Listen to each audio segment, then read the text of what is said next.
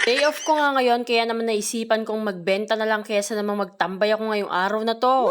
Kaya naman agad-agad akong nagpa-order at sa mga taga-Kalang at yun naman bonggang-bongga naman sila mag-order, nakshuta. Kaya naman nauhaw na lang ako ng di oras dito sa sobrang dami nilang order.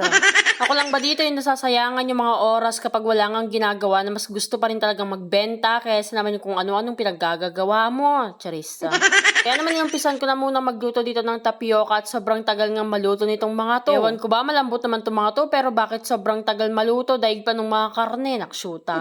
Ako naman kinompute yung mga order nila dito at yun na nga, nakapag-compute na rin ako dyan at chinek ko na nga rin yung niluluto ko. Naluto na pala, kaya naman tinikman ko na rin siya agad dito. Diyos ka ng kanyaman, sobrang chewable, charissa. Kaya naman pinatuyo ko na dyan at nilipat ko na rin dito sa may malinis na lagayan. Sinunod ko na nga ayusin yung mga kailangan kong ingredients, kaya naman ayan, napaka-aesthetic kong maglagay, charissa. Diyos ko, soon nga pinapangarap ko rin talagang magganyan, mag-organize sa isang ref naman. Aloko, sana nga maitry natin yon, no, mga kavava. While flexing nga itong mga ingredients ko na talaga namang sobrang sasarap. Nakapag-English na naman yung kababa, nakshuta. Palawin nyo na yung taklayang kambing, charis ng kanyaman nun. After ko nga maayos yung mga ingredients at yung mga kailangan kong gamit, nag-start na rin ako magtakal dyan ng mga takla ng mga kambing, charis. Hindi ko nga ina-expect na sobrang dami pala nilang o-ordering ngayong araw na to, kaya naman naloka-loka ang kababa nyo.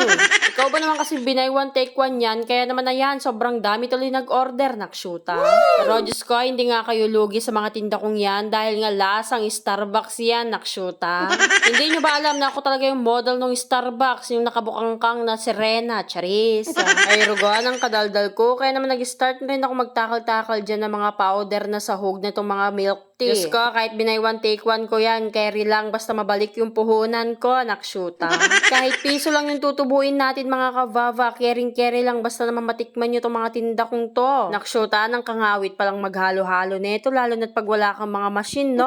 Pero carry lang dahil nga mas gusto ko pa rin talaga yung mabusising trabaho kaysa naman yung mabilisan na wala namang alam, charis.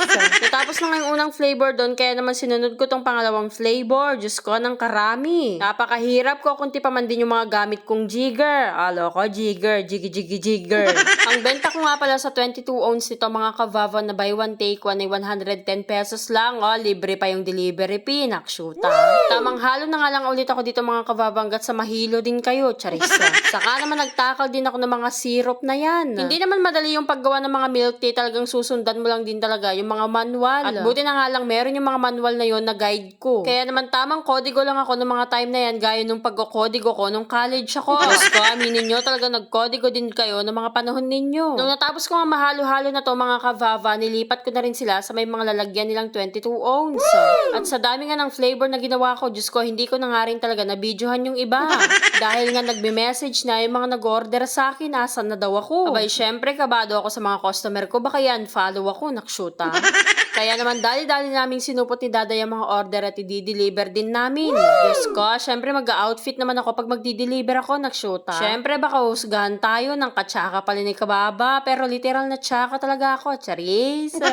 Ay roga, ng kadaming order, buti na lang prepared ang kavava nyo. Talaga naman excited na akong magdala sa inyo ng gantong itsura, charis. Nang kasarap pala talaga mag-buy one take one, talagang sasagarin din yung mga benta mo.